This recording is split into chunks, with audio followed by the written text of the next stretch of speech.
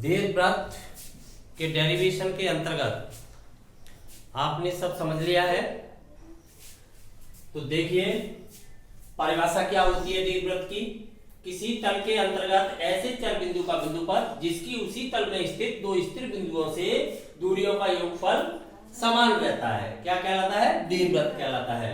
मानक रूप, दो मानक रूप है, x square upon a square plus y square upon b square equal 1, x square upon b square plus y square upon a square equal 1। यहां पर हम a को b से बड़ा मानते हैं। दीर्घवृत्त की लंबाई हमने 2a मानी है, लघुवृत्त की लंबाई हमने 2b मानी है।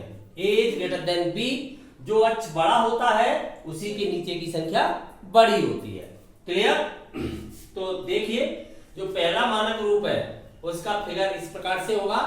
यहां दीर्घअक्ष x अक्ष के अनुदिश होगा, तो दोनों शीर्षों के मध्य की जो दूरी है वो दीर्घअक्ष की लंबाई है। लघुअक्ष की लंबाई जो बाई अक्ष जिन बिंदुओं पर दीर्घवृत्त को इंटरसेक्ट करता है, प्रतिच्छेद करता है, बी बी डैश क्या कहलाएगी? बाई अक्ष की अनुदिश जो लंबाई है वो दीर्घअक्ष की लंबाई 2b कहलाएगी। कन्फर्म? तो इस प्रकार से नाभियों के निर्देशांक क्या हो जाएंगे? नाभि हमेशा कहां पर होंगी? दीर्घअक्ष पर। शीर्ष भी कहां होंगे? दीर्घअक्ष पर, हमेशा दीर्घअक्ष पर होते हैं। ठीक है, तो दीर्घअक्ष x अक्ष है तो नाभि कहां पर आ गई है? x अक्ष पर। दोनों नाभियों के मध्य की दूरी क्या मानते हैं? 2c। दीर्घअक्ष की लंबाई 2a, लघुअक्ष की लंबाई 2b। ठीक है, ये नाभियों के निर्देशांक आ गए। केंद्र क्या होता है मानक रूप में? सदैव मूल बिंदु। तो ये सब यहाँ पर डाटा दे दिया गया है। दीर्घअक्ष x अक्ष है, लघु अक्ष y अक्ष है, नाभियां x अक्ष पर आ गई, शीर्ष x अक्ष पर आ गई।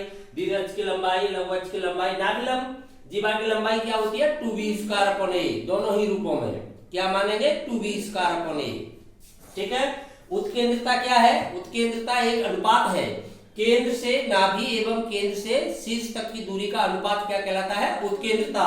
दीर्घवृत्त की उत्केंद्रता 1 से कम, क्यों? c छोटा है a से। क्लियर?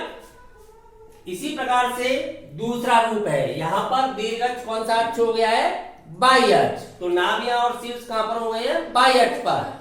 तो सीधे निर्देशांक x अक्ष से लेकर के कहां पहुंच जाएंगे? बाई अक्ष पर। तो x के स्थान पर क्या हो जाएगा? 0, बाई अक्ष पर पहुंच जाएंगे। ठीक है, क्योंकि बाई अक्ष पर x निशान 0 होता है, x अक्ष पर y निशान 0 होता है। a b c यहाँ पर 3 राशियां हैं, उनके मध्य क्या संबंध है? a square equal b square plus c square. a बड़ा है दोनों में। ठीक है, यहाँ पर मानक रूप क्या होता है ये जान लें।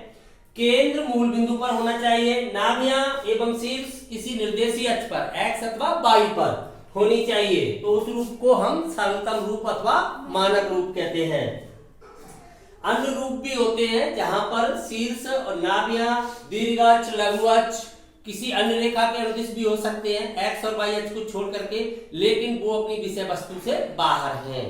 अपनी विषय वस्तु अपने पाठ्यक्रम के अंतर्गत वो ही है जो मानक रूप के अंतर्गत आते हैं। क्लियर? अच्छा, नाभियां एवं शीर्ष सदैव कहां स्थित होते हैं? दीर्घअक्ष पर। दीर्घवृत्त पर स्थित किसी भी बिंदु की दोनों नाभियों से दूरियों का योगफल है, वो अचर तो रहता ही है, साथ ही साथ उसका मान, योगफल का मान कितना होता है? दीर्घअक्ष की लंबाई के बराबर होता है, अर्थात 2a हो जाएगा। दीर्घअक्ष एवं लघुअक्ष की लंबाई हम क्या मानते हैं? सदैव 2a एवं 2b। क्लियर? इसलिए अर्ध दीर्घअक्ष a, अर्ध लघुअक्ष की लंबाई b हो जाएगी। आप यहां ध्यान देंगे, आपको मानक रूप नहीं मिल रहा है तो आप मानक रूप में कन्वर्ट करें। कन्वर्ट करने के बाद कैसे पता लगाएंगे दीर्घअक्ष कौन सा है, लघुअक्ष कौन सा है? इस प्रकार से मानक रूप में कन्वर्ट करेंगे। x स्क्वायर के जो बटे वाला पद है, अपॉन वाला पद है, वो अगर बड़ा है तब तो x को दीर्घअक्ष मानेंगे। यदि y स्क्वायर के बटे वाली संख्या बड़ी है तो y स्क्वायर को दीर्घअक्ष मानेंगे। तो लघुअक्ष दूसरा अपने आप हो ही जाएगा। कन्फर्म? ये समझ में आ गई पूरी थ्योरी? क्लियर?